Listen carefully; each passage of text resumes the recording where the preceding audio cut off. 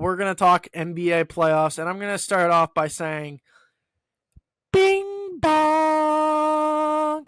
I was wrong. The NBA playoffs have been phenomenal in the I'm not going to say the first round. I'm not going to walk back my comment on the first round. The first round still not great. The second round of the playoffs though, phenomenal so far. Phenomenal. Game 1 and other than game 2, but like honestly, like so happy that the Thunder came out and smashed the Nuggets last night. SGA definitely did the I took that personally meme after game 1. He went, I think it was like 11 for 13 last night, 34 points or something like that. It was absolutely ridiculous. It was insane what he was able to do on the court. But let's focus in on this Boston New York series, because that's the series that has everyone talking right now, because the New York Knicks go on the road and make back-to-back comebacks, and honestly, they don't even win the game on a great offensive play. They win it with Mikal Bridges and their defense. Give me your guys' thoughts on that. Brandon, I'll go to you first because you were the NBA guy from the jump. Mm-hmm. I mean, you're not wrong about everything you just said. I think the second round of the playoffs in the NBA have been fantastic. A lot of drama, a lot of close games. I think for me, I was more surprised that the results weren't flip-flopped, I guess, what I would say is that I was expecting OKC to win their game 2 against Denver, but I expected that to be maybe a tighter contested game than Boston and New York, because I thought New York, Mm-hmm. while they did a great job in storming back in game 1, I didn't really expect that same type of game style, basically almost near identical to what was going on in game 1. So I think for the Knicks to pull that off twice and to be able to have a 2-0 lead compared to, obviously with what's going on in OKC Denver, where that series is split, I would have expected Boston as the reigning champs to come out and really show New York, who had trouble in the first round with Detroit. I think that's what's surprising people, is that this New York team is seemingly finding its momentum kind of out of nowhere against a team like Boston, who's obviously had success against them in the past. So, it's been great. And that's not to say, the other series as well have been pretty exciting too. Cleveland going down 2-0 to Indiana on a couple of, last minute plays as well has been just as exciting at points as some of the other series. And then obviously now with Steph Curry out, that brings the Warriors a little bit further down the totem pole, but Minnesota's a great team to watch. And I think no matter who comes out of that series, you're going to have a great Western Conference Finals. So I think, the NBA is in a really good spot in terms of where their second round is heading. And it's just been incredible to watch. The best thing about basketball is when the games are close and when there's real drama, because the last thing you want to see is what you usually see in the regular season, where a team kind of gives up midway through the fourth quarter and you kind of know what's going to happen. So it's been phenomenal to watch, like you said. Definitely exciting. And this has been out there on Twitter, on Instagram, everywhere. But like the fact that obviously the Knicks are 2-0, Leafs are 2-0, it's like we're in a simulation. It's a really weird place. And I think we have to kind of take it for what it is and be excited, because the Knicks obviously are another team that they never win. They can never push past it. And it really looked like they were the team that was getting zero love heading into this series. Boston sweep, Boston in 5 was what I was hearing a lot of the time. And it was just really interesting watching the end of both games and being like, these have to be identical, because Mikal Bridges both times makes a play, first on Jaylen Brown and then on Jason Tatum, and throws the ball down court, and he's celebrating in the camera. They look like identical stills. So just the fact that, like you said, Brandon, that it's mainly off of that defensive structure. And Jalen Brunson is obviously a massive player, and I think he still has a lot in the tank left for that Knicks team. I do find it really surprising that it's 2-0. Like, that would be the one series when you're looking at, like, if which away team won both games. I think that's the last team you'd pick out of maybe the last team out of the 4 series you'd pick. Possibly Indiana because, of Cleveland's dominance. But it's crazy to see. I don't think that Boston is out of it by any stretch, but they're in a big hole. So specifically for that series, it's a great matchup, and they've been very, very tight, obviously, as obviously the Knicks have had to come back both times, 20-point comebacks in both aspects, but series is far from over. So we'll have to see how it goes. Listen, we might be living in a world in like a month and a half where we're looking at the New York Knicks and Toronto Maple Leafs becoming world champions of their sport in the same calendar year. That would be the end of society. Like, there would not be any existence left in North America after that would happen.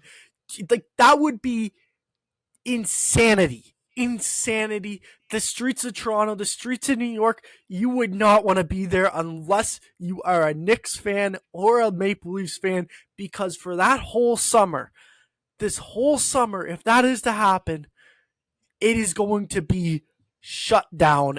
It is going to be millions upon millions of people just partying it up in the streets, going crazy, losing their minds, because I like you said, it might be a simulation if we are going to see the Knicks and the Maple Leafs take home some hardware this season. Now, I want to ask, the Cavaliers, or the Cleveland Cavaliers, are down 2-0. The Boston Celtics are down 2-0. The two heavy favorites going into the second round. Which one is more likely to come back in their series and try and make it to the Eastern Conference Final? I mean, for me, I would probably lean towards Boston, just because they've done this before. They've won a championship. They had a little bit of adversity. And I think they are more prepared maybe isn't the right word, but they're better suited, I think, as a group to really get through this and to show. They've been so dominant over the last couple of years. Like, I have a little bit more faith in them.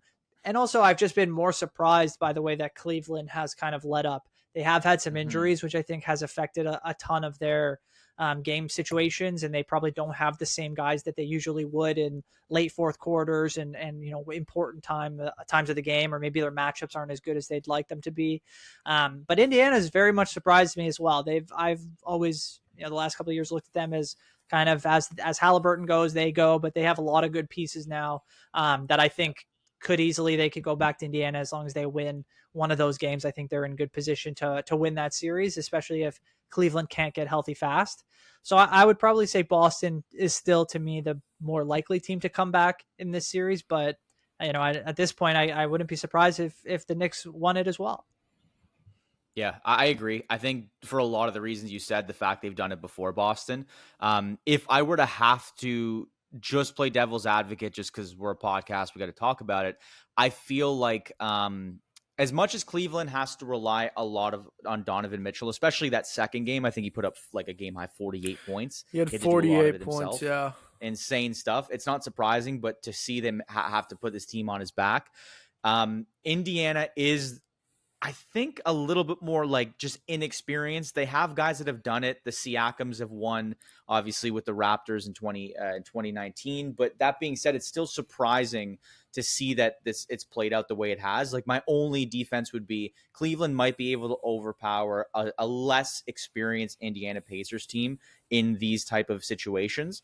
But I don't think that's enough to suggest that Cleveland has a better chance in winning after being down 2-0. I think Boston's done it before. They have the resources. They have the experience a little bit more. It's just a matter of, can they put aside, like, there doesn't have to be one guy. They have the Brown and the Tatum who can kind of share the ball as much as who's been the one in the spotlight more. We don't know.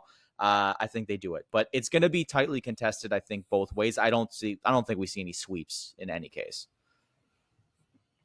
Yeah, I don't see a sweep coming in any series, but I think the Knicks are actually going to win that series against Boston. I'm full on the Knicks. I'm full on the Bing Bong. I don't know if you guys seen Hank Lockwood off Part of My Take and Jerry O'Connell. That's amazing. That is amazing. Jerry O'Connell's so funny, man. He is so funny. I don't know how he does it. I don't know. Like, I tried saying, like, bing bong, bing bong, bing bong, like, just repeatedly. Like, I don't know how he gets it off his tongue so good. But anyway, that's enough gibberish for the day. It's very funny. Yeah, it's so funny.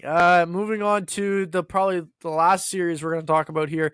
Golden State and Minnesota. Minnesota shoots 17% from three after they shot 14% from three against the Lakers in a closeout game, and they lose by, I think, 11 points was the total or the difference in that game, 99-88.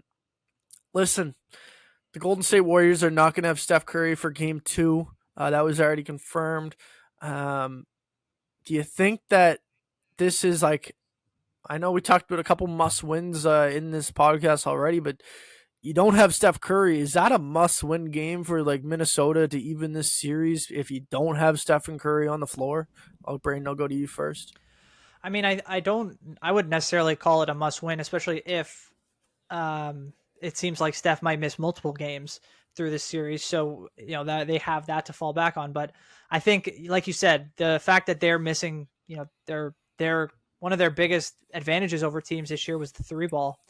And similar to Boston, they've been dreadful, obviously, at this second round so far. So if they're not able to find it and they're kind of shooting themselves in the foot that way, not adjusting their game, not being able to obviously eventually make those shots, like I could see Golden State hanging around long enough to give Steph Curry a chance to come back and potentially have some magic late in a series. Do I think that's going to happen? No, I do expect Ant and the Timberwolves to win game two and to take a stranglehold over the series over the next couple of games. Just because the difference in talent once Steph Curry's out of that lineup, I think is a little bit too much for the Warriors to overcome. So that will pretty much, I think, be what I expect to happen. But again, you never know when it comes to basketball. These guys can step up at any time and they all have the talent to play. It's just like, do they get the opportunity? And now some of these young kids on the Warriors for sure will have that.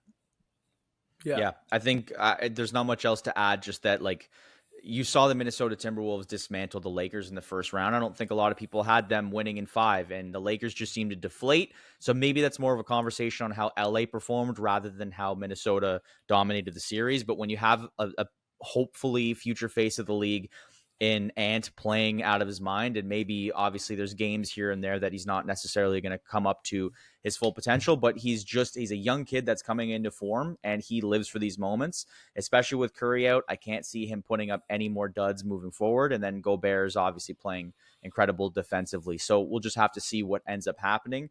But I think without Steph, I think Golden State might be in trouble here. I really do. Yeah, I would have to say the same thing. I think Jimmy Butler and crew is not enough. I think you do need Steph on the floor if you're gonna if Golden State has a chance of moving on and winning this series, because they're not the same team that they used to be in 2022, even when they won their championship.